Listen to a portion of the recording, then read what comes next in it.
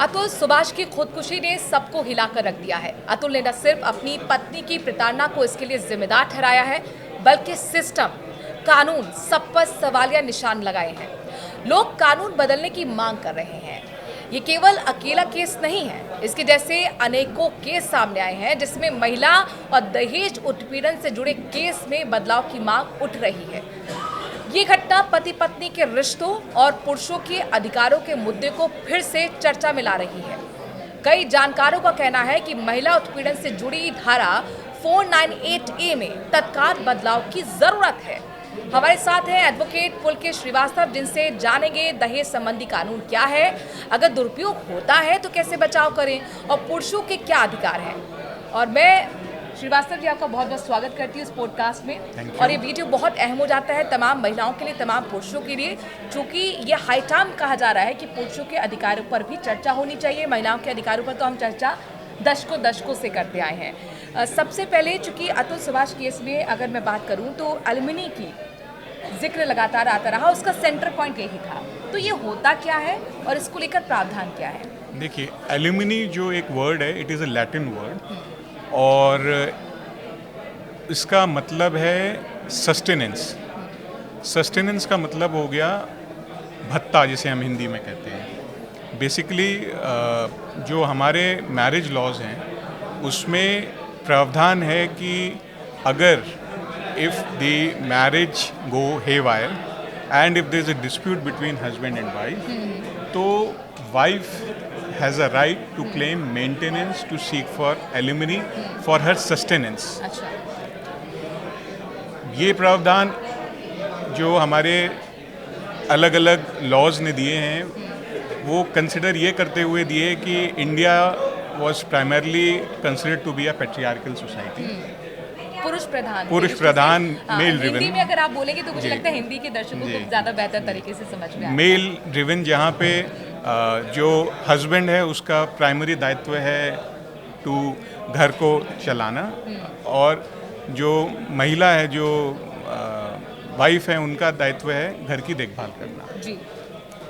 धीरे धीरे समय के बदलाव के साथ आज की जो युवा पीढ़ी है उसमें महिला और पुरुष दोनों कंधे से कंधे मिला के अपना आगे बढ़ रहे हैं, जिसमें महिलाएं भी इक्वली एम्प्लॉयड हैं। अब सवाल ये उठता है कि जब पुरुष और महिला एज हस्बैंड एंड वाइफ दोनों एम्प्लॉयड हैं, फिर अगर दोनों में एक मैट्रिमोनियल डिस्कॉर्ड होता है तो क्या महिला पुरुष से एलिमनी की डिमांड कर सकती है इन अ सिनेरियो जहाँ पे महिला भी पुरुष जितना ही पैसे कमा रही है?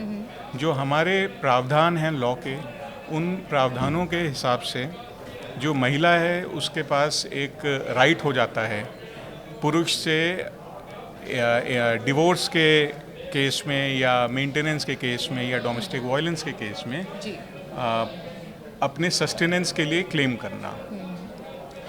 जैसे जैसे समय बीत रहा है और जैसे जैसे इन प्रावधानों का मिस यूटिलाइजेशन हो रहा है, जो पढ़ी लिखी महिलाएं हैं वो भी इन प्रावधानों को गलत तरीके से इस्तेमाल कर रही हैं, पति को या उनके घर वालों को ब्लैकमेल करने के लिए, हैरेस करने के लिए। और इसी का एक उदाहरण हमने अतुल सुभाष जो सुसाइड केस था उसमें देखा। और उनकी वाइफ भी अर्निंग पर्सन थी उसमें। यस, उनकी वाइफ भी अर्निंग है एंड दोनों ही क्वालिफाइड बैकग्राउंड से आते हैं, बट फिर भी क्योंकि एक केस फाइल हुआ और उसमें उन्होंने मेंटेनेंस और एलिमनी और ये डिमांड किया, और उसके साथ ही साथ क्योंकि हरासमेंट होता है, अलग अलग प्रावधानों में क्रिमिनल केसेस चल सकते हैं, जिससे जो पुरुष है उस पे एक तरीके का दबाव बनाने का एक ये माध्यम हो जाता है। तो कितना परसेंटेज होगा इस तरीके की केसेस का जिसमें आप कह रहे हैं कि मिसयूज होता है अधिकार देखिए, जो महिलाओं को दिया गया है? लॉ ये कहता है कि जब भी कोई ऐसा मेंटेनेंस का केस फाइल होता है तो हस्बैंड और वाइफ दोनों को ही एक इनकम एफिडेविट फाइल करना पड़ता है। उस इनकम एफिडेविट में दोनों लोगों को अपनी सारी इनकम और जितने उनके एसेट्स हैं और जितनी लाइबिलिटीज़ हैं वो उन्हें बतानी होती हैं। फिर भी जो प्रचलन है और जो कोर्ट्स की फाइंडिंग्स हैं उसमें यूजुअली 30 से 35% तक जो सैलरी है या जो भी एम्प्लॉयमेंट गेन है हस्बैंड का, वो वाइफ को एज मेंटेनेंस या एज इंटरिम मेंटेनेंस बांध दिया जाता है। अच्छा। और अगर बच्चे हैं तो ये 30-35%, 40-45% तक पहुंच जाता है। हाँ, बच्चे हैं तो चलिए दोनों की बराबरी की हिस्सेदारी है उसकी अपब्रिंगिंग देने के लिए, तो वहाँ तो इस बात समझ में आती है। लेकिन अगर कोई वाइफ गवर्नमेंट जॉब में है तो सिक्योर्ड है पैसे के हिसाब से, अगर मैं कहूँ तो जी, फिर जी। भी क्या वहाँ पर पूरा जो दारोमदार है वो पुरुष पर ही आता है मेंटेनेंस के लिए? जो हमारे प्रावधान हैं उसके हिसाब से जो पुरुष है उसी को प्राइमरी रिस्पॉन्सिबिलिटी होती है अपनी वाइफ को मेंटेन करने की।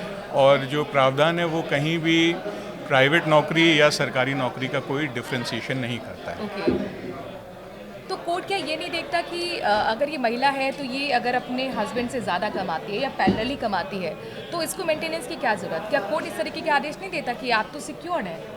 हमारे कोर्ट्स ने बहुत से ऐसे आदेश भी दिए हैं जहाँ पे कोर्ट का ये कहना है कि जो वाइफ है वो हस्बैंड को मिल्किंग काऊ नहीं समझ सकती। अच्छा। और जो है जिसे हम हिंदी में दुधारू गाय कहें, और शोषण नहीं कर सकती।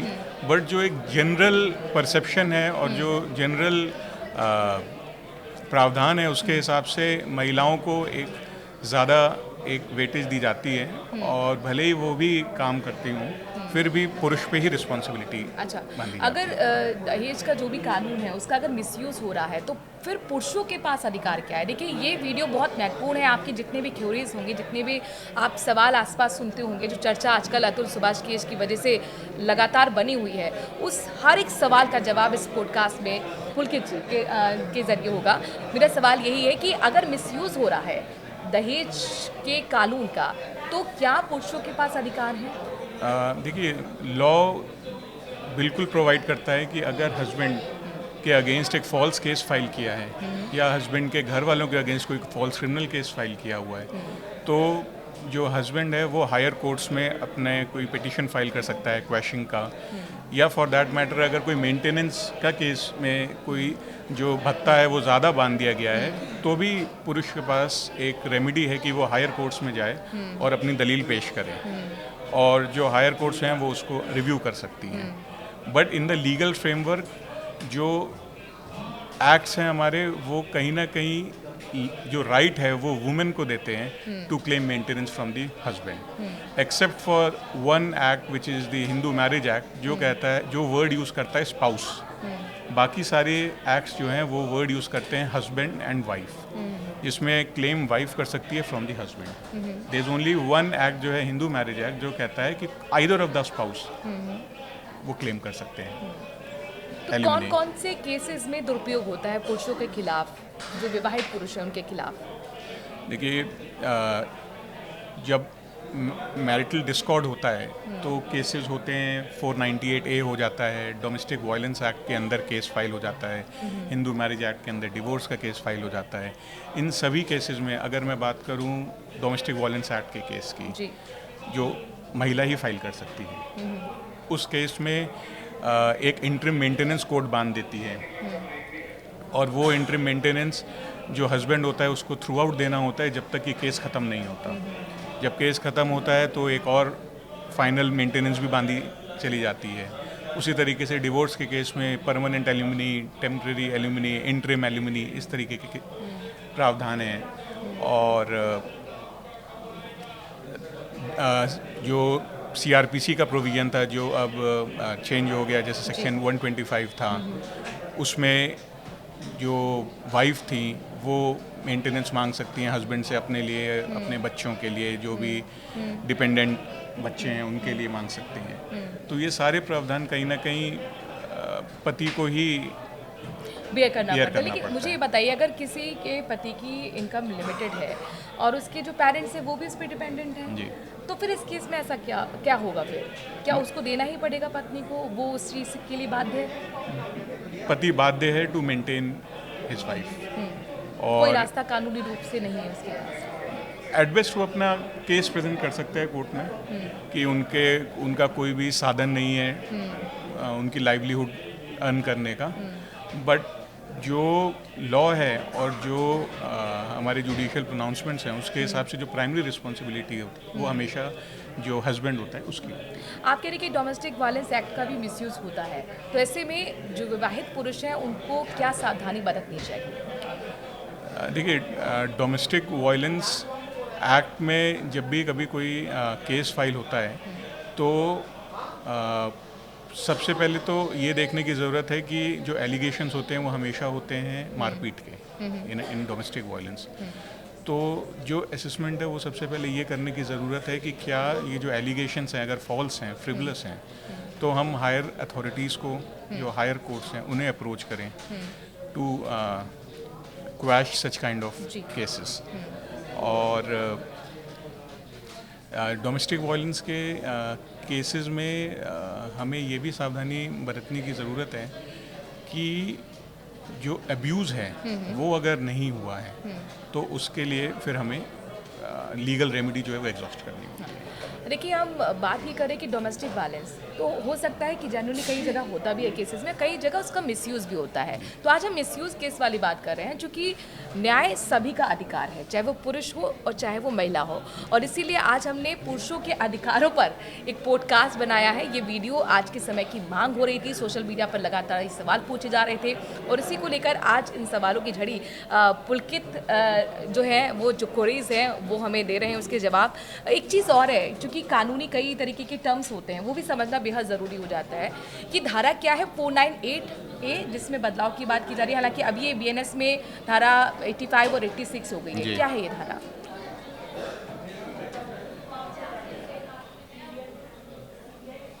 देखिए, जो सेक्शन 498A है वो बात करता है cruelty against women bye husband and his family members, जो एक क्रिमिनल एक्ट है जो अब BNS की सेक्शन 85 एंड 86 में चेंज होकर 85-86 हो गया। ये इस प्रावधान के तहत जो वाइफ हैं उनको एक राइट दी जाती है to initiate criminal legal action against the husband and his family members in case of cruelty, अगर उनके साथ क्रूरता हुई है। और ये जो केस है, ये जो केसेस होते हैं, इनका भी काफ़ी मिस यूटिलाइजेशन होता है, इसलिए क्योंकि ये राइट देता है ना सिर्फ हस्बैंड बल्कि उनके घर वालों को भी प्रोसिक्यूट करने का। सो हस्बैंड के साथ उनके फादर, मदर या जो भी साथ में लोग रह रहे हैं उनको भी प्रोसिक्यूट करने का प्रावधान है। FIR लॉन्च हो जाती है और उसके बाद जो लीगल रिकोर्स है वो होता है। तो ये बहुत स्ट्रिंजेंट है। अगर हम और प्रावधानों को देखें, अगर हम डिवोर्स की बात करें तो डिवोर्स सिर्फ हस्बैंड और वाइफ के बीच की बात है। बिल्कुल। अगर हम डोमेस्टिक वायलेंस की भी बात करें तो प्राइमरली वो भी हस्बैंड और वाइफ के बीच में ही होता है। अगर हम 498A की बात करें तो उसमें क्योंकि फैमिली मेम्बर्स भी इन्वॉल्व हो जाते हैं तो बहुत बार मिस यूटिलाइज करने के लिए उन लोगों का भी नाम फैमिली मेम्बर्स का डाल दिया जाता है जिनका इस इशू से कोई लेना देना नहीं होता है, प्रेशराइज करने के लिए और ब्लैक हैरेस करने के लिए। बट मैं फिर यही कहूँगा, ये हम ये नहीं कह सकते कि 498A जो अब 85-86 BNS में है वो सिर्फ मिस यूटिलाइज करने का ही कोई सेक्शन है। हमें ये भी देखना है कि कोई भी एक स्ट्रे इंसिडेंट जो इंटेंट है और जो जो बेनिफिशियल लेजिस्लेशन है उसको, उसके इंटेंट को ख़त्म नहीं कर सकता। क्योंकि अगर हम रूरल एरियाज़ में जाएं जहाँ पे आज भी 498 है और ये जो स्थिति है वो बरकरार है, बिल्कुल, और वहाँ पे वो रिक्वायरमेंट है लॉ की, तो इसका हमें बैलेंसिंग देखना होगा। लेकिन 2017 में सुप्रीम कोर्ट ने 498A का दुरुपयोग रोकने के लिए तुरंत गिरफ्तारी पर रोक लगा दी थी और कंडीशन थी कि जांच पड़ताल के बाद ही पुलिस गिरफ्तारी करेगी और वो कार्रवाई करेगी। अगर ऐसा ना हो तो क्या करें? अगर 498A का कोई केस फाइल होता है जिसमें एक FIR हो जाती है और अगर वो जो FIR है वो अगर गलत तथ्यों पे लॉन्च हुई है, जी तो जो भी एक्यूज्ड बनाए गए हैं 498A में, भले ही वो हस्बैंड हो या उनके रिलेटिव्स हों, वो उनके पास प्रावधान है कि वो हाई कोर्ट जा सकते हैं, एक क्वेश्चन पिटिशन फाइल कर सकते हैं जी 498A के अगेंस्ट, अपने अरेस्ट के अगेंस्ट स्टे मांग सकते हैं, और जो हाई कोर्ट है उसका इंटरवेंशन मांग सकते हैं। हिंदू मैरिज एक्ट 1955 की अगर मैं बात करती हूँ तो जी। धारा 24 और 25 के तहत कोई भी महिला अपने पति से मुआवजा मांग सकती है। तो तलाक के मामलों में कैसे तय हो जाता है गुजारा भत्ता, मतलब क्या इसका देखिए, पैरामीटर्स अगर हम हिंदू मैरिज एक्ट की बात करें तो ये एक ऐसा एक्ट है जो वर्ड यूज़ करता है स्पाउस, जी ना कि हस्बैंड और वाइफ। ओके तो ये एकमात्र ऐसा एक्ट है जिसमें अगर डिवोर्स के समय वाइफ की गलती पाई जाए तो हस्बैंड को भी एक राइट है एलिमनी लेने की। ओके हालांकि बहुत कम केसेस में ऐसा होता है। अच्छा, एक चीज़ और है कि protection of women from domestic violence act 2005 के तहत महिलाएं गुजारा भत्ता ले सकती हैं। ये जो धारा है ये किस तरीके से डिसाइड करती है, 125 की तरह ही क्या ये काम करती है? जो डोमेस्टिक वायलेंस एक्ट है वो बेसिकली ये कहता है कि अगर एक हस्बैंड और वाइफ एक डोमेस्टिक रिलेशनशिप में एक शेयर्ड हाउस होल्ड में रह रहे हैं, और अगर एक डोमेस्टिक वायलेंस हुआ है तो, और अगर वाइफ ने कोई केस फाइल किया, जी तो जब तक वो केस नहीं डिसाइड हो जाता उसके गुजारे भत्ते के लिए एक इंटरिम मेंटेनेंस कोर्ट डिसाइड कर सकता है। वो जो इंटरिम मेंटेनेंस होता है वो जो इनकम एक्स एफिडेविट दोनों हस्बैंड और वाइफ फाइल करते हैं उसके बेसिस पे होता है। उसके बाद अगर ये प्रूव हो जाता है कि डोमेस्टिक वायलेंस का केस बनता है तो फिर से जो पति होता है उसको अपनी हैसियत के हिसाब से और जो कोर्ट डिटरमाइन करे उस परसेंटेज पे वाइफ को मेंटेनेंस देनी होती है। अतुल सुभाष का केस जो सामने आया है, क्या आपको लगता है कि अब ये वाकई समय की मांग है, पुरुषों के अधिकार और कानून में बदलाव होने चाहिए? देखिए, जो कानून है वो एक बैलेंस को स्ट्राइक करता है, और जो भी जुडिशियल प्रोनाउंसमेंट होते हैं वो हमेशा सारे तथ्यों को अप्रिशिएट करने के बाद ही होते हैं। एट द सेम टाइम अगर हम अतुल सुभाष सुसाइड केस की बात करें या इस तरीके के और केसेस की बात करें, तो ये एक सोसाइटल जो प्रेशर है जी। ये उसकी तरफ ज़्यादा इंडिकेट करता है as compare to the working of the courts.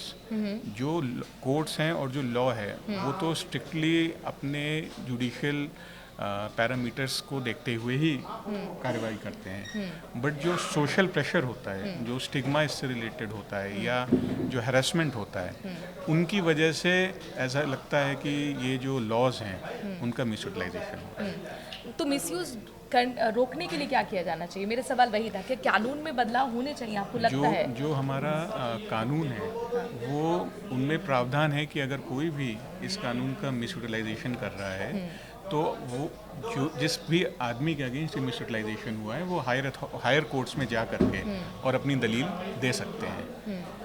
अच्छा, बच्चों की देखभाल के लिए क्या दिशा निर्देश दिए गए हैं कानून की तरफ से? देखिए, जिस तरीके से पत्नी के गुजारे भत्ते की सारी जिम्मेदारी पति के ऊपर है, उसी तरीके से जो बच्चे हैं उनकी भी जो जिम्मेदारी है वो पति के ऊपर ही, अपने पिता के ऊपर ही आती है, और जो पिता है उन्हीं की रिस्पॉन्सिबिलिटी होती है बच्चों को देखभाल करना। बहुत बहुत शुक्रिया पुलकेश श्रीवास्तव जी, हमें वक्त देने के लिए और तमाम सवालों का जवाब देने के लिए। हमारे साथ इस वीडियो में इतना ही। नमस्कार।